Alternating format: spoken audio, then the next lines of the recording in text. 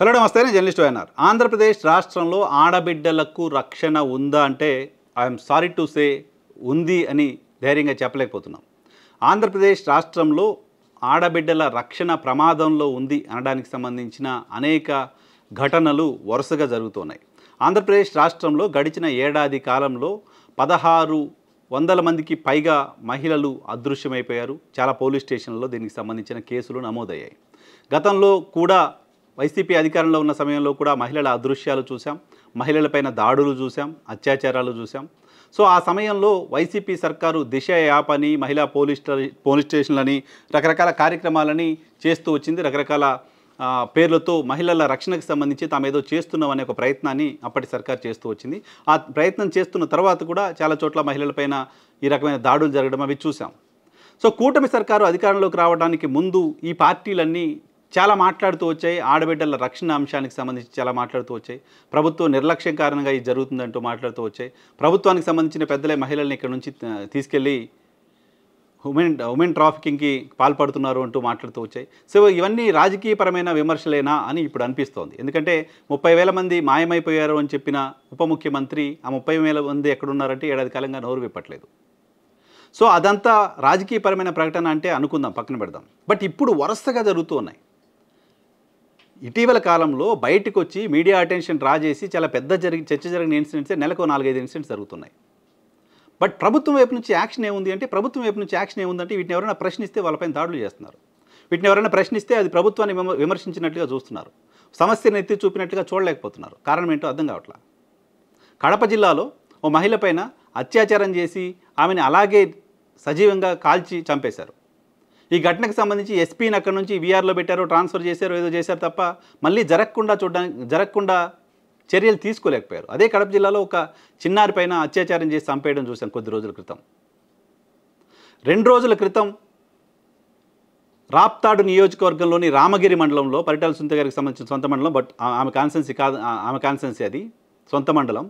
So అక్కడ ఒక దళిత బాలిక పైన, 14 సంవత్సరాల వయసున్న ఒక దళిత బాలిక పైన 14 మంది యువకులు 6 నెలల పాటు నిర్బంధించి ఆమె పైన అత్యాచారం చేస్తూ వచ్చారు.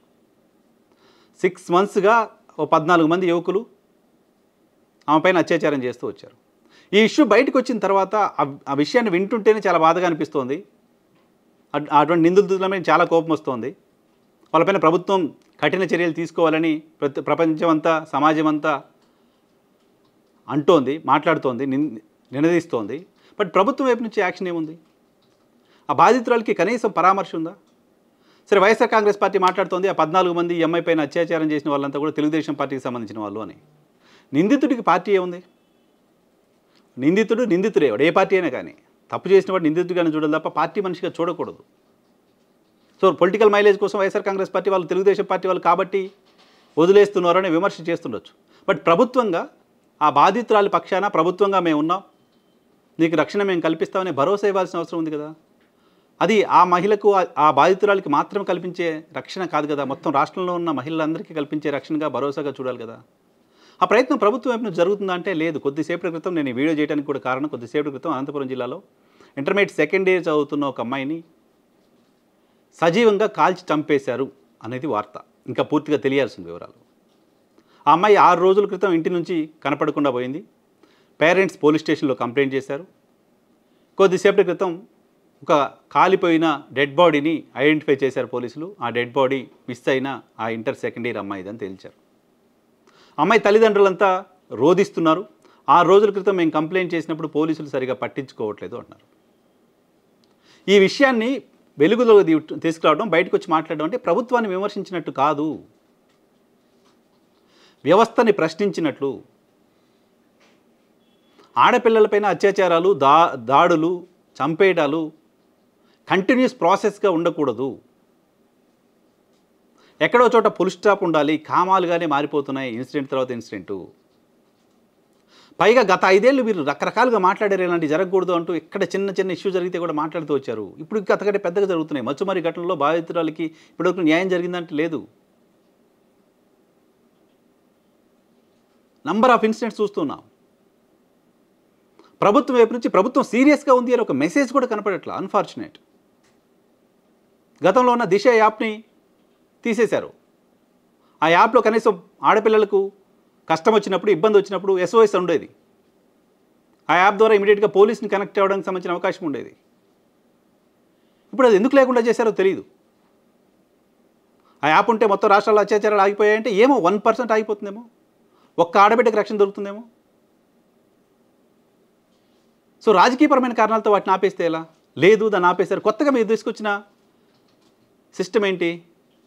కొత్తగా వాళ్ళని కాపాడడం కోసం మీరు చేస్తున్న ప్రయత్నం ఏంటి? మీరు చేస్తున్న ప్రయత్నం ఫలితాలు ఇస్తోంది ఎక్కడ? అట్లీస్ట్ అటెన్షన్ చూపించలేకపోతున్నారు ఎందుకు? ప్రభుత్వం తరపున ఆ బాధితులను కలిసి మేము ఉన్నామనే భరోసా ఇవ్వలేకపోతున్నారు ఎందుకు? ఓ ఇన్సిడెంట్ జరిగితే ఆ ఇన్సిడెంట్కి కారణమైన వ్యక్తిపైన కఠినమైన చర్యలు తీసుకుంటే ఇంకోసారి అటువంటి ఆలోచన చేయడానికి ఎవడైనా భయపడే పరిస్థితి ఉంటుంది. అసలు చర్యలకు సంబంధించిన చర్చ లేకపోతే ఎవడైనా ఈజీగా చేసేస్తున్నారు కదా. ఏదో అడవిలో జంతువును పట్టుకొచ్చి కాల్చేసి చంపేసినట్లుగా సమాజంలో ఆడపిల్లల్ని బెదిరించి అత్యాచారాలు చేసి కాల్చి చంపేస్తుంటే, సజీవ దహనాలు చేస్తుంటే ఏం చేస్తుంది మన సిస్టమ్?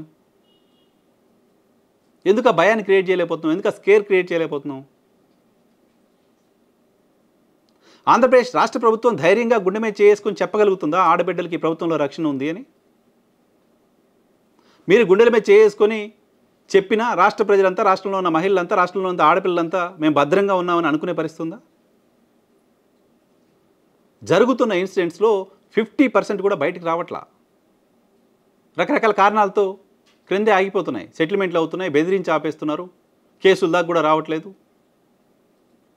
దురదృష్టకరం. ఆంధ్రప్రదేశ్లోని మెజారిటీ మీడియాకి ఏమైనా ఇన్సిడెంటు, పోలీస్ ఫెయిల్యూరో, ప్రభుత్వం ఫెయిల్యూరో ఏమైనా ఉంటే దాన్ని బయటకు చూపిస్తే ప్రభుత్వానికి చెడ్డ పేరు వస్తుందేమనే భయంలో మీడియానే ఉంది, ఆంధ్రప్రదేశ్ సంబంధించిన ప్రధానమైన మీడియా. బట్ ఎవరో ఒకరు చూపించకపోతే, ఎవరో ఒకరు దానిపైన మాట్లాడకపోతే, ఎవరో ఒకరు దానికి సంబంధించిన సీరియస్నెస్ ఏంటో ప్రపంచానికి, ప్రభుత్వానికి చెప్పకపోతే ఎలా? సో ఆంధ్రప్రదేశ్ రాష్ట్ర ప్రభుత్వానికి, ప్రధానంగా హోంమంత్రిగా ఉన్న అనిత గారికి ఓ విజ్ఞప్తి. ఈ అత్యాచారాలకి, దాడులకి, హత్యలకు ఫుల్ స్టాప్ పెట్టే దిశగా ప్రయత్నం చేయండి. ఫుల్ స్టాప్ అయిపోతుంది, ఈరోజే మొదలయ్యాయి, ఈరోజు అయిపోతాయి నేను అనట్లా. కనీసం ఆ ప్రయత్నం సీరియస్గా జరుగుతున్నట్టు కనపడట్లా. ఓ మహిళా హోంమంత్రిగా యాక్టివ్ పొలిటికల్ బ్యాక్గ్రౌండ్ నుంచి వచ్చి ఆ పదవిలో కూర్చున్న మీరు ఇంకా మీరు ఏం చేయనక్కర్లా. ఆంధ్రప్రదేశ్లో మహిళలకు రక్షణ కల్పించగలిగితే చాలు. ఆంధ్రప్రదేశ్లో మహిళలకు రక్షణ కల్పించగలిగితే చాలు. దశాబ్దాల కాలం మిమ్మల్ని గుర్తుపెట్టుకుంటారు ఆంధ్రప్రదేశ్ మహిళలు. ఆ దిశగా సీరియస్గా ప్రయత్నం చేయాలని కోరుకుందాం. అనంతపురంలో వరుసగా ఇటువంటి జరిగిన 2 ఇన్సిడెంట్ పైన ప్రభుత్వం యాక్షన్ ఇప్పటివరకు అయితే సీరియస్గా కనిపించట్లేదు. ప్రభుత్వం అటువంటి సీరియస్ యాక్షన్ దిశగా ముందుకు రావాలని కూడా కోరుకుందాం.